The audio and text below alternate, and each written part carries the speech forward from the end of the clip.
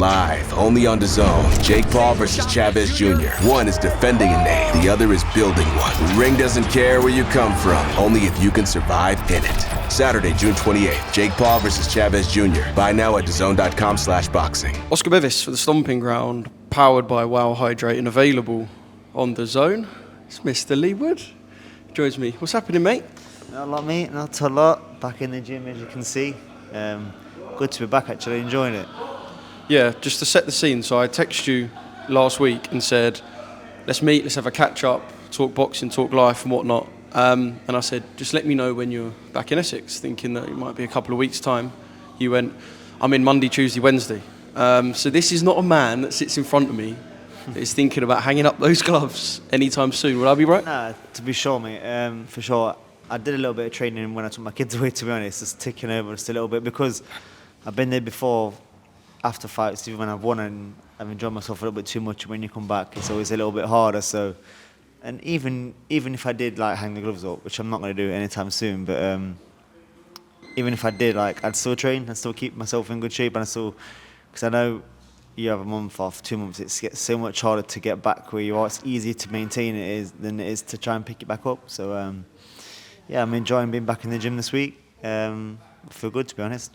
Does that mean that previous fights where you've gone out and enjoyed yourself, you might have come back with a little bit of a beer belly? No, I don't really drink, mate, as much. Do you not? Not really. But I know years minorly in celebration, like 4 or 5 times a year. But I remember years ago when I was at another gym and like I need a good break. I had a long time, I need a good break, and then what I realised from experience is like you can have that break and just train in moderation. Like even just three sessions, 4 sessions, anything's better than nothing. And when you go cold turkey, it's a lot harder to come back. So it's what a lifestyle, isn't it? Yeah. Right, honesty corner. Did you have serious thoughts about retirement after the defeat to Anto? No, I think the pain, it was painful to take a defeat like that. I would never finish like that. I never call it a day on a low like that. Yeah, just I felt the opposite, really. I felt like motivated, like not frustrated, but that's the wrong word. Obviously, I'd never make excuses, and I don't want to make excuses because a better man won on the night. But yeah, there'll be things that I could change. Looking back, there's a lot of adjustments I could have made, but yeah, I'd never finish on a low like that. Do you find it weird that it's a conversation that comes up because that night, if you look at all the interviews done by various outlets, the word retirement was obviously pushed a lot in reference to you, asked by, including myself, members of the media, answered in such a way by pundits, experts and other fighters. Do you find it weird sometimes that when a fighter does have a defeat, it's kind of other people that are so keen and eager to jump into the retirement talk, whereas in the ring you didn't give off any vibe that made everyone go, oh, by the way, that's it for Leigh? No, I think the performance wasn't too bad. Obviously, like I said, there's a lot of things I could have changed. I would change if I did it again, but I don't think I'll get the opportunity to. But yeah, I feel like in my eyes, I probably took less punishment in the fight that I lost than previous fights I've won. Is that fair to say? So yeah, I mean, it was more frustrating for me. I didn't expect to lose. I did everything I thought I needed to do to win, and it was always going to be a big ask, jump up and wait, and the time out the ring. But I was confident. So yeah, I feel motivated, and I want to get back out there. I don't want a massive gap. I don't want to be out of the ring for too long. Ideally, I'd like to be back in the ring October time, maybe even end of September. Yeah. Just talking about the fight with Anto and breaking it down, dissecting it a bit, what was the most difficult, if you could pinpoint one thing, the most difficult thing to navigate in that ring? I think he made adjustments that I didn't expect, without going into too much detail. Maybe he had a lot of respect for my power, which made him change certain things of his game, so then my moments wasn't there. He was quite rangy, long. It was hard to nail him with something clean because of that, because he probably had a lot of respect for my power, so he didn't want to give me any success, because he probably knew that he gave me a little bit of success, I would grow pretty fast off that. I think, as we're looking at it, like, it was one of them fights where whoever landed or hurt the other person first, it was one of, we're both good finishers, and yeah, he did it first. Was it the hardest you've been hit in your career? I don't think it was the power. I think it was what I wanted to do to bring me. He broke me up and down, so he worked me up and down. The headshot I probably could have recovered from, but the body shot, people say, "Oh, Ben shouldn't have threw the towel in." Look, I would rather like go down fighting. That's probably my biggest downfall, because I didn't take a knee, but it's not in my instinct to take a knee. So if Ben not threw the towel in, you know, I don't call that body shot, and I probably would have called a headshot, because I'm never going to jack. I'm never going to quit. I'm just going to stand there and have it out. And he was working me up and down after he hit me with that body shot. So Ben threw the towel in, and when I turned to the corner, I probably couldn't breathe for another minute after that. But I'd never quit. So yeah, it was probably the right call from Ben in hindsight, you know. Yeah. Is it an awkward conversation in the changing room when you go back and you speak about the moment of the towel being thrown in, because he's got your best interests at heart, but like I said, you would go out, you know, you would stop until the point where someone's just bludgeoning you because you're a fighter. You aren't going to quit. You aren't going to take a knee. Is that conversation a bit awkward? Is there? No, never. I think Ben's judgment in previous fights and this fight has always been bang on. The Lara fight, even the Conlon fight, he knew that like I could turn that around. So he knows me very, very well, especially this time, because he knew that I'm not going to try. He knew that I want to stick in there, and I probably would have took some big headshots. And like I said previously, that's the fight that I lost, and I probably took less punishment than the fights I've won. Especially if you look at like the Conlon fight and the Warrington fight, I took a lot of hammer them fights. This fight actually took hardly any headshots, probably one or two towards the end, big shots. I mean, towards the end of the fight, but it was the body shot that done me. So yeah, he's kind of saved me enough to go again, in that respect. Yeah. This is going to sound a weird question to anyone who's watching this. Did you actually enjoy the fight though? Because I feel like watching it, you're someone who, when you're just in the mix, punches are being thrown. I did. I you're there, and like the atmosphere's it's loud and honestly, it's ringing. I feel like I can see that you just love it. It was so good to be back. So good after the time out of the ring. It was so good to be back, and even in the changing room, I wasn't nervous. I just felt like I'd been out of the ring like a few months. Like, it didn't really feel like the time I had out. When was the last time you were nervous? The last change room where you were a bit, I don't want to say jittery, but probably the Zukam fight, because it was a big jump in class. Something new, yeah. Yeah, we're going from British title to world title. But back to the night, I felt I was enjoying it, and it was frustrating. I couldn't land anything clean for a long time, and then get to round 8, and I felt right. I'm making ground here. I know what I need to do, and it was starting to get tired. And I come back to my corner. I said, Ben, he's tired. I know. I know what I need to do now. And him and Leigh both said, don't take massive. Like, I know how to take risks, but like they're saying don't jump in because you'll get caught.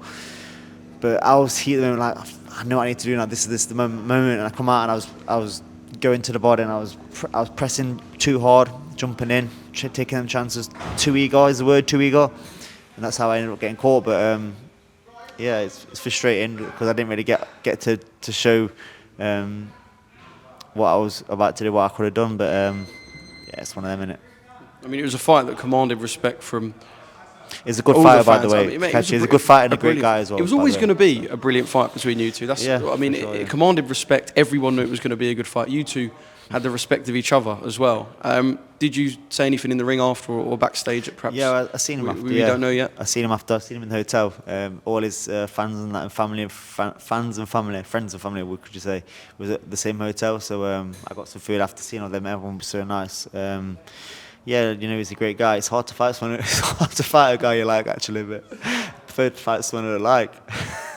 You couldn't have sat, but I said this to the pair of you. You couldn't have sat there and done it though, could you? You couldn't have forced it. You couldn't have looked across and you know what? That's not in him, and that's not in me either. We tried to have a laugh in the last press of it. It's one of them, innit, you know. But I guess like when you get in there, it's a fight anyway. You don't really need that, but sometimes it does make it a little bit easier. Do you think Anto beats Ray Ford? It's a hard fight, and I'd love him to do it. I hope he does it. I'm behind him, so yeah. I think Anto is very underrated, you know. When you get in there with him, it's quite a range, hard to know with the clean shot. So yeah, we'll see. I hope he does it. I know a lot of the talk in the build-up from at least Matchroom and Eddie's side was that Anto was avoiding Sugar Nunes. We saw him fight recently in Japan. I just want to know, having seen what you've seen, be it a lot or you could tell me not much of Sugar Nunes, do you think he's a fighter that warrants this big fear factor? Who, Nunes? I'm not seeing too much of him, but that was a good win he just got recently. So, it's hard because it's not so much about levels and power in boxing. It's about styles. Styles make fights. So I'd like to see him against other fighters. I'd like to see him against Cacace. I'd like to see him against someone like Wow Hydrate, someone that's a bit more established. But yeah, I mean, he's got a lot of hype behind him. That I'd like to see him against someone credible. Yeah. Have you met with Frank Warren about potential opponents or dates or? Yeah, I'm going to talk to him today actually. Okay. Going to see him or on the phone or? Yeah, I'm going to meet him. We're going to have a chat today and we'll meet it this week. Yeah, we'll see. I mean, there's a few fights that make sense for me. They aren't all with Queensbury, so we'll see. We'll have a chat with Frank and see what the best route for me is. What names get the blood flowing, make you hit the pads harder, make you hit the track faster? Is there any names that are ticking? I mean, I know there will be. I think the Warrington fight makes sense for me. And I said before the fight, if Conlan can pull a few wins together, you know, that fight makes sense as well. But we'll see. We'll have the discussions in the coming days and see what's best. Are you hungry for a rivalry? You mentioned the fact that you and Cacace were friendly to a point. Are you hungry for a rivalry in this next fight? As I said, Warrington's a knob in it, but I'd like to do a better job on him. I'd like to do a lot better job. Can censor that if you want. I won't censor it, don't worry. I always censored you and Warrington as like, and I always said this, I'm a football fan, I know you, I know Josh is. I saw this as like your FA Cup semi. Split the place, wherever it is, split it in two. Nottingham Leeds. I had this as like your FA Cup, final FA Cup semi-feel.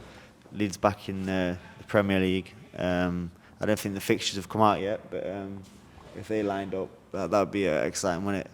But we'll see. I think that fight makes sense. And I don't like him.